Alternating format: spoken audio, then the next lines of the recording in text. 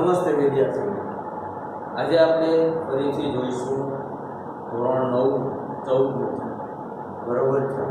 તો એમાં સૌપ્રથમ આપણે વાત કરીશું પાણી।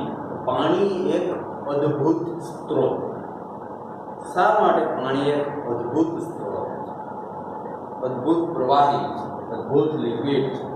કેમ કે આ દુનિયાનો કોઈ પણ સજીવ એવો નથી કે જે પાણી વગર રહી શકે। શા માટે? તો કે પાણી છે એ આપણા શરીરની અંદર થતી તમામ પ્રક્રિયાઓમાં ખૂબ જ મહત્વનું છે। શા માટે? તો કે આપણું રુધિર છે તેમાં પણ સૌથી વધારે ભાગ પાણી છે। એના સિવાય આપણે જે ખોરાક લઈએ છીએ તો આ ખોરાકની અંદરથી પણ આપણે જે તે વનસ્પતિ લઈએ છીએ, અમુક છે માંસાહારી છે, અન્ય પ્રાણીઓને મારીને ખાઈએ, આ તમામ સજીવો છે એ પાણી ઉપર નિર્ભર છે। તો પાણી છે એક અદ્ભુત પ્રવાહી શા માટે? તો કે જો કોઈ પણ સજીવ છે, ફોર એક્ઝામ્પલ તમે વનસ્પતિ લઈ લો તો વનસ્પતિ પોતાના મૂળ દ્વારા જમીનમાંથી પાણીનું શોષણ કરે છે। એના પછી કોઈ સૂક્ષ્મ જીવ લઈ લો તો તે પણ પોતાનું શરીરની અંદર વધારે મહત્તમ ભાગ છે એ પાણી ધરાવે છે। જલીય જીવ લઈ લો તો સમુદ્રની અંદર અત્યારે અઢળક માત્રામાં સજીવ સૃષ્ટિ જે આવેલી છે તમામ પાણી ઉપર નિર્ભર છે। આ પૃથ્વી ઉપર પાણી છે કઈ કઈ રીતે જોવા મળે? તો પાણીની ત્રણ અવસ્થાઓ છે। કઈ? તો કે એક તો વાયુ સ્વરૂપ, એક એનું ઘન સ્વરૂપ અને એક પ્રવાહી સ્વરૂપ। વાયુ સ્વરૂપ એટલે કે વરાળ, જે વાતાવરણમાં રહેલો ભેજ છે, વરાળ છે, આવું છે પાણીનું વાયુ સ્વરૂપ। એના પછી ઘન સ્વરૂપ કયું છે? તો કે બંને પૃથ્વીના બંને ધ્રુવો ઉપર જે બરફ જોવા મળે, આ બરફ છે એનું છે પાણીનું ઘન સ્વરૂપ। અને પ્રવાહી સ્વરૂપ તો કે સમુદ્રમાં, નદીઓમાં, તળાવોમાં જોવા મળતું પાણી, આવું છે પાણીનું પ્રવાહી, લિક્વિડ ફોર્મ છે, બરોબર છે। તો આ પ્રવાહી સ્વરૂપ છે, સૌથી વધારે ઉપયોગમાં આવતું જો કોઈ પણ પાણીની અવસ્થા છે તો એ છે પ્રવાહી અવસ્થા। આ અમુક જગ્યાએ ખારામાં પાણી ખારું હોય, અમુક જગ્યાએ પાણીનો સ્વાદ અલગ હોય। તેમાં સારું પાણી કયું? તો કે આપણે જે નદી, ઝરણા, તળાવોમાંથી મળે છે એ પાણી કેવું હોય? આપણા માટે પીવાલાયક છે, બરોબર છે। તો એ પાણી મીઠું પાણી છે કે જે વરસાદ દ્વારા પૃથ્વીના જે તે ભાગોમાં જમા થયેલું છે અને આ પાણી છે આપણે પીવા માટે ઉપયોગી છે। આમાં જલીય ભૂગર્ભીય જળ, પાણીની ભૂગર્ભીય જળની અંદર જે સંગ્રહ થયો, ભૂગર્ભીય જળ એટલે શું? તો કે નદી, તળાવ, સરોવરમાંથી પાણી છે જમીન પોતાની અંદર શોષણ કરી અને જમીનના નીચેના ભાગમાં પાણીનો સંગ્રહ થાય।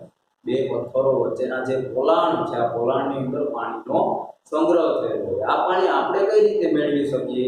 તો કે કુવા છે, બોર છે, આની રીતે આપણે જમીનની અંદર, ભૂગર્ભની અંદર રહેલું પાણી છે એ મેળવીએ છીએ। પાણીની સૌથી વધારે અછત ક્યારે ઊભી થાય? તો કે ઉનાળામાં। શા માટે?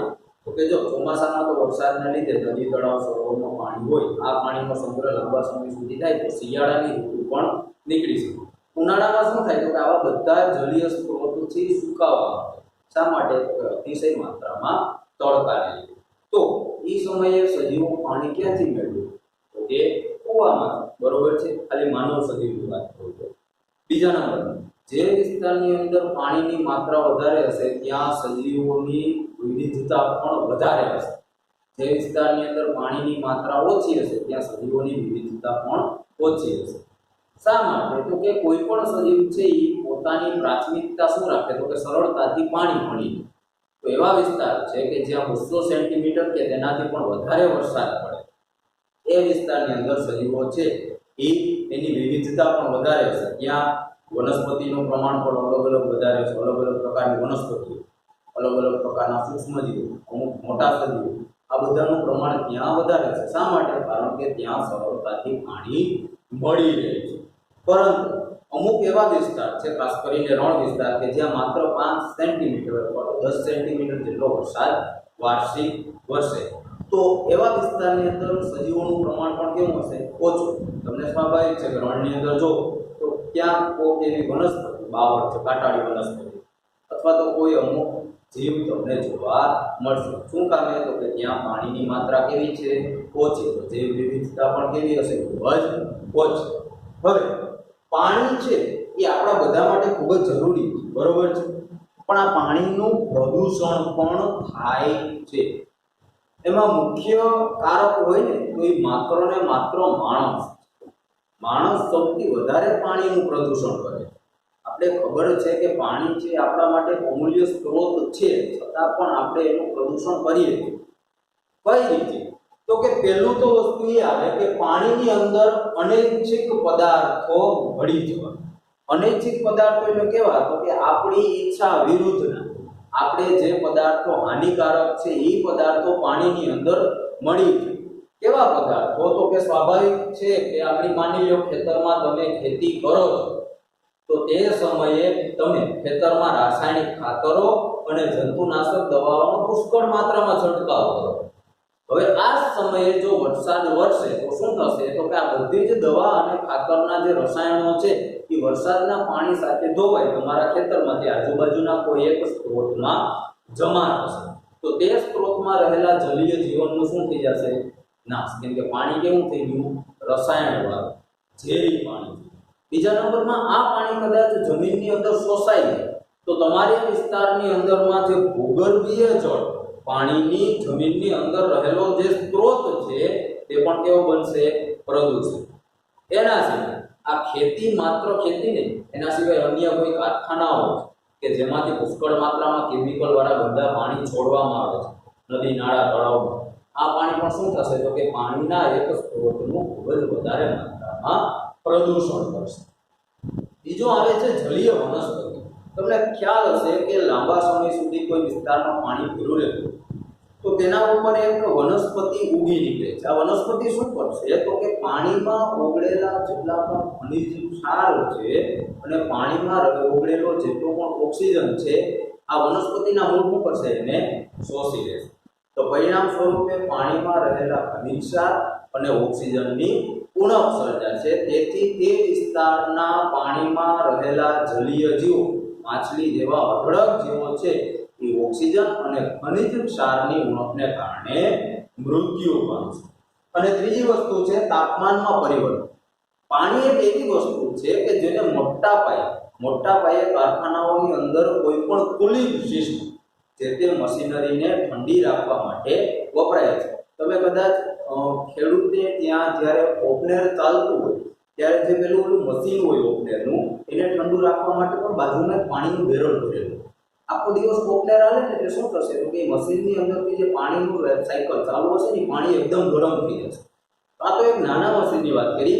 આ જ રીતે કોઈ મોટા એન્જિન હોય તો એને પણ ઠંડુ રાખવા માટે તેનો ઉપયોગ થાય કારખાનાઓમાં? પાણીનો. હવે આખો દિવસ આ પાણીનું સતત ને સતત રોટેશન ચાલુ રહેશે, એટલા માટે પાણીનું ટેમ્પરેચર ખૂબ જ વધી જશે. હવે આ ગરમ પાણી છે એને ક્યાં છોડી દેવામાં આવે? આજુબાજુના કોઈ પણ પાણીના સ્ત્રોતમાં અથવા તો ગટર. આ ગટર મળશે ક્યાં? આગળ જતા કોઈ નદી અથવા તો કોઈ અન્ય સ્ત્રોત સાથે. તો આ ગરમ પાણી છે પાણીમાં મળશે એટલે શું થશે? તો કે અમુક પાણીના જલીય જીવો છે તે અમુક નોર્મલ ટેમ્પરેચરમાં જીવવા માટે ટેવાયેલા. હવે એ જે ટેમ્પરેચરમાં જીવવા માટે ટેવાયેલા હોય અચાનક જ ત્યાં ગરમ પાણીનો સ્ત્રોત જશે એટલે શું થશે? પાણીનું તાપમાન વધી જશે. પરિણામ સ્વરૂપે જે તે જગ્યાએ તે જલીય જીવોનું મૃત્યુ થશે. સ્વાભાવિક છે કે આપણે માનવ છીએ તો આપણે હાઈ ડિગ્રી વધીને 45 થી 50 ડિગ્રી છે ત્યાં સુધીનું તાપમાન આપણા માટે અતિશય થઈ જાય. એનાથી ટેમ્પરેચર વધે તો શું થાય? તો કે માણસનું મૃત્યુ થાય. આ જ રીતે જલીય જીવો છે પણ અમુક ટેમ્પરેચર સુધીના, અમુક તાપમાન સુધીના પાણીમાં જ જીવી શકે. એનાથી વધારે જો તાપમાન વધે તો શું થશે? તે જીવનું મૃત્યુ થશે. આ રીતે કારખાનાઓમાંથી છોડવામાં આવતું જે પાણી છે એ જલીય જીવોને ખૂબ જ નુકસાન કરે છે.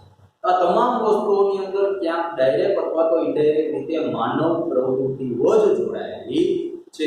તો આપણે એવી બધી પ્રવૃત્તિઓને જો કંટ્રોલમાં રાખીએ, હું એમ નથી કહેતો કે પ્રવૃત્તિઓ બંધ કરીએ, પણ એ પ્રવૃત્તિઓને જો કંટ્રોલમાં રાખીએ તો આપણે આનાથી નિવારણ મેળવી શકીએ. કઈ રીતે કંટ્રોલમાં કરવાની? તો કે કારખાનાઓમાંથી જે આ ગરમ પાણી છોડવામાં આવે આ પાણીને થોડા સમય સુધી કોઈ જે તે જગ્યાએ ખુલ્લી ટાંકીની અંદર સંગ્રહ કરો. શું થશે? તો કે એકાદ દિવસ જશે એટલે ઓટોમેટિક તે પાણીનું ટેમ્પરેચર છે એ કેવું થઈ જશે? ઠંડુ. ત્યારબાદ એને પાણીનો સ્ત્રોતને તમે નદી નાળામાં છોડો તો શું થશે? તો કે પાણીના તાપમાનમાં લાંબો ફેરફાર થશે નહીં અને જલીય જીવોનું મૃત્યુ થશે નહીં. એના પછીનો ટોપિક ટોપિક આપણે જોઈએ ભૂમિમાં ખનિજની પ્રચુરતા. હવે આપણે જોઈએ છીએ કે ભૂમિ, જમીન, માટી પણ આ બધી બને કેમ, ભૂમિ બને કેમ, કઈ રીતે બને છે? તો સ્વાભાવિક છે કે આપણે બધા પૃથ્વીના જે ઉપરનું આવરણ છે, મૃદાવરણ, તેના પર વસીએ છીએ. તો આ જમીન છે શું એક બે કે 5 વર્ષના અંદર તૈયાર થઈ જાય? ના, ભૂમિને બનવા માટે હજારો વર્ષોનો સમય લાગે. કઈ રીતે? તો કે તમે જોયું કે શરૂઆતમાં પૃથ્વી છે એ એકદમ ધબધબતો લાવાનો ગોળો હતો. ઉપરનો ભાગ ધીમે ધીમે ઠંડો પડ્યો અને પછી તેના ઉપર સજીવ સૃષ્ટિનું નિર્માણ થયું. આ ઠંડો પડ્યો તો શું હતું? તો કે શરૂઆતના સમયે આ જે વિસ્તાર છે, ભૂમિ છે, એ પથ્થરો, મોટા ખડકો સ્વરૂપે જ હતી. પરંતુ તેના પર અમુક ભૌતિક, રાસાયણિક અને જૈવિક ગુણધર્મો, જૈવિક તત્વોનો આક્રમણને લીધે આ પથ્થરો તૂટી અને નાના નાના કણોમાં સર્જાણા અને ત્યારબાદ ભૂમિની રચના. કઈ રીતે? તો કે પહેલા કોઈ પણ પથ્થર હોય તો તેની અંદર ખનિજનું પ્રમાણ ખૂબ જ વધારે માત્રામાં, પણ પથ્થરમાંથી જે તે સજીવ ડાયરેક્ટ ખનિજનું શોષણ કરી શકે નહીં. તો શું થાય? તો કે આ પથ્થરને તોડવા પડે. તો તેના ઉપર સૂર્ય, પાણી, પવન અને સજીવ આ તમામ વસ્તુઓ દ્વારા તેના ઉપર જે તે રીતે એનું ક્ષરણ થયું, એનું તોડ્યા, એનું ધોવાણ થયું અને એમાંથી નાના નાના કણો બન્યા. તો સૌપ્રથમ આપણે જોઈએ કે મોટા ખડકો ઉપર સૂર્ય કઈ રીતે અસર કરે. તો કે સ્વાભાવિક છે કે દિવસ દરમિયાન તડકો હોય ત્યારે આ પથ્થરનું તાપમાન વધશે, બરોબર છે? તો તમને ખ્યાલ છે કે કોઈ પણ વસ્તુનું તાપમાન વધે એટલે એનું કદમાં થોડોક વધારો થશે, બરોબર છે? હવે આ વસ્તુ દિવસ દરમિયાન કદનું, તેનું જે પથ્થરનું કદ છે એ વધશે. રાત્રિ દરમિયાન શું થશે? તો કે ફરીથી પાછો પથ્થર ઠંડો પડશે અને એનું કદ ઘટશે. સતત ને સતત સૂર્યપ્રકાશ અને ઠંડી, સૂર્યપ્રકાશ અને ઠંડી, તેના લીધે પથ્થરના કદમાં નાનું મોટું થઈ અને આ પથ્થર ધીમે ધીમે તેમાં તિરાડ પડશે અને પથ્થર, મોટા પથ્થરમાંથી નાના ખડકોનું નિર્માણ થશે. સતત આ પ્રક્રિયા ચાલુ રહેવાથી શું થશે? તો કે ખૂબ જ વિશાળકાય પથ્થરો પણ નાના કણોમાં રૂપાંતરણ પામશે. તો એક આ સૂર્ય છે પેલું પરિબળ થયું કે જે મોટા પથ્થરોને તોડી અને નાના કણોમાં વિભાજન કરે છે, બરોબર છે? ત્યારબાદ એવું પાણી. તો પાણી કઈ રીતે પથ્થરોને તોડે? પાણી કઈ રીતે મોટા ખડકોમાંથી ભૂમિ રચના કરે? તો કે તમને ખ્યાલ છે કે નદી કે સમુદ્રના કાંઠાના ભાગમાં કે જ્યાં સતત પાણી ગતિમાન છે તે જગ્યાએ જમીનનું ધોવાણ થયું, બરોબર છે? એની સાથે સાથે નદી પોતાની સાથે મોટા ખડકોને ધોઈને લઈ છે. તો શું થશે? તો આ ખડકો છે ક્યાંક કોઈ પણ જગ્યાએ અથડાતા પછડાતા શું થશે? તો કે એમાંથી નાના કણોનું રૂપાંતરણ થશે. બીજા નંબરમાં જ્યારે વરસાદ વરસશે ત્યારે આ પથ્થરોની જે નાની નાની તિરાડો હોય એમાં પાણી ભરાય અને એ તિરાડોનું કદ મોટું કરશે. દરિયાકાંઠામાં જે ભાગે સતત ને સતત મોજા અથડાતા હોય તે ભાગના પથ્થરોનું શું થશે? ધીમે ધીમે તૂટી અને નાના કણોમાં રૂપાંતરણ પામશે. ત્યારબાદ પવન. પવન પણ સેમ ટુ સેમ પાણીની જેમ જ અસર કરે છે. જે જગ્યાએ સતત ને સતત, ખાસ કરીને ખુલ્લા મેદાનો અને પહાડો કે જ્યાં પવનની ગતિ, હવાની ગતિ ખૂબ જ વધારે હોય, તો શું થશે? તો કે પવન છે આવા પથ્થરોની તિરાડોમાં પોતાનું દબાણ સતત ને સતત બનાવી આ તિરાડોને મોટી કરશે. બીજા નંબરમાં રેતીના જેવા કણો છે જે હવાની સાથે એક જગ્યાએથી બીજી જગ્યાએ ઢસડાઈને જતા હોય, તો સતત ને સતત અથડાવાથી આ રેતીના કણો પણ એનાથી નાના કણોમાં રૂપાંતરણ પામશે. અને ત્યારબાદ સૌથી લાસ્ટમાં આવ્યું સજીવ. સજીવ કઈ રીતે? તો કે તમને ખ્યાલ છે કે લાઇકેન નામની લીલ, ખાસ કરીને અત્યારે ચોમાસાના સમયમાં તમે કોઈ જૂની ઇમારત જોશો તો તેની દિવાલો ઉપર લીલ જેવી રચના જોવા મળશે. આ લાઇકેન શું કરશે? તો કે પથ્થરોની સપાટી ઉપર ઉગશે અને એની જે ઉપરની સપાટી છે એનું અતિશય સૂક્ષ્મ માત્રામાં ક્ષરણ કરશે, એનું ખવાણ કરશે અને જેના લીધે શું થશે? તો કે પથ્થરની જે ઉપરની સપાટી છે તે કેવી પડશે? નરમ બનશે. ત્યારબાદ તેના ઉપર અન્ય વનસ્પતિઓ ઉતરશે અને પરિણામ સ્વરૂપે શું થશે? તો કે ધીમે ધીમે તે પથ્થરનું ધોવાણ થતું જશે. તે પથ્થર કદમાં કેવો બનતો જશે? નાનો. એમાંથી નાના કણો ઉત્પન્ન થતા જશે. બીજા નંબરમાં સજીવ. સજીવ છે શું કરશે? તો કે સજીવ છે ખાસ કરીને વનસ્પતિઓ, એ સજીવ ખાસ કરીને વનસ્પતિઓ પોતાના મૂળ છે આ પથ્થરોની તિરાડોની વચ્ચે દાખલ કરશે. અને પરિણામ સ્વરૂપે શું થશે તો આ તિરાડો ખૂબ જ મોટી બનશે. પરંતુ આ બધી વસ્તુ થયા બાદ આમાં માત્ર થયું શું તો કે પથ્થરો છે તેના કદ કેવા બન્યા નાના, એમાંથી નાના નાના કણોનું રૂપાંતરણ થયું. તો શું આપણે તેને ભૂમિ કહી શકીએ? ના. આ બધી જ વસ્તુઓ છે માત્ર પથ્થરોનું નાના કણમાં રૂપાંતરણ કરશે. પણ આની સાથે સાથે એની અંદર એક વસ્તુ મળવી ખૂબ જ જરૂરી છે. આ વસ્તુનું નામ છે હ્યુમસ. હ્યુમસ એટલે શું તો કે કોઈ પણ સજીવ વસ્તુઓનું વિઘટન થાય તે સડી જાય એટલે આ જમીનની અંદર ભળી જાય. વનસ્પતિના પાંદડા છે, કોઈ ફળ છે, કોઈ સજીવનો મૃતદેહ છે, આ બધા સડી સડી તેનું વિઘટન થઈ અને આ જમીનની અંદર ભળશે અને ત્યારબાદ ઉત્તમ પ્રકારની ભૂમિની રચના થશે. જો જે ભૂમિની અંદર આવા હ્યુમસ સડેલા પદાર્થનું પ્રમાણ વધારે હોય તે જમીનની ફળદ્રુપતા ખૂબ જ સારી હોય. જે જમીનની અંદર આવા સડેલા હ્યુમસનું પ્રમાણ ઓછું હોય તે જમીનની ફળદ્રુપતા ઓછી હોય. તો જમીનની ફળદ્રુપતા ચકાસવા માટે તે જમીનની અંદર ભળેલા હ્યુમસનું પ્રમાણ જોવામાં આવે છે. તે જમીનની અંદર સડેલા પદાર્થોનું પ્રમાણ કેટલું છે એના ઉપરથી તે જમીનની ફળદ્રુપતા નક્કી કરવામાં આવે છે. તો આ હ્યુમસ છે એને જમીનની અંદર ભેળવે કોણ? તો કે ખબર છે તમને કે જમીનની અંદર અસંખ્ય પ્રકારના કીટકો, અળસિયા, બીજા અન્ય સૂક્ષ્મ જીવો આવેલા હોય છે. એ શું કરે તો કે જમીનની અંદર ભળેલા જેટલા પણ આવા વનસ્પતિ કે બીજા અન્ય સજીવોના દેહ છે એને વિઘટન કરી નાખશે, એને સળવી નાખશે. એમાં આપણે એક્ઝામ્પલ લઈએ અળસિયા. અળસિયા શું કરે તો કે સતત ને સતત આવા સડેલા પદાર્થોને પોતાનો ખોરાક તરીકે ઉપયોગમાં લે છે અને એના મળ સ્વરૂપે તેને સતત ને સતત જમીનમાં ભેળવતા રહે. એના લીધે શું થશે તો કે આખી જમીનની અંદર એક આવા સડેલા પદાર્થોનું પુનઃ ચક્રીકરણ, તેનું ફરીથી સ્થાપન થઈ જશે. પરંતુ માનવીય પ્રવૃત્તિઓ શું કરે છે તો કે આપણે ખેતરની અંદર જે આ જંતુનાશક દવાઓ કે બીજી અન્ય રાસાયણિક ખાતરોનો છંટકાવ કરીએ તો આ વસ્તુ છે તે જમીનમાં રહેલા સૂક્ષ્મ જીવો માટે ખૂબ જ નુકસાન કરતા છે. હવે જો જમીનની અંદર આ બધા સજીવો છે તો જમીનની અંદર આવા સડેલા પદાર્થોનું સ્થાપન થશે, હ્યુમસનું સ્થાપન થશે. પણ જો આ બધા સજીવો મૃત્યુ પામશે તો શું થશે તો કે જમીનની અંદર આવા પદાર્થોનું સ્થાપન થશે નહીં અને પરિણામ સ્વરૂપે ફળદ્રુપ જમીન પણ બિન ફળદ્રુપ અથવા તો બિન ઉપજાઉ જમીન બની જશે.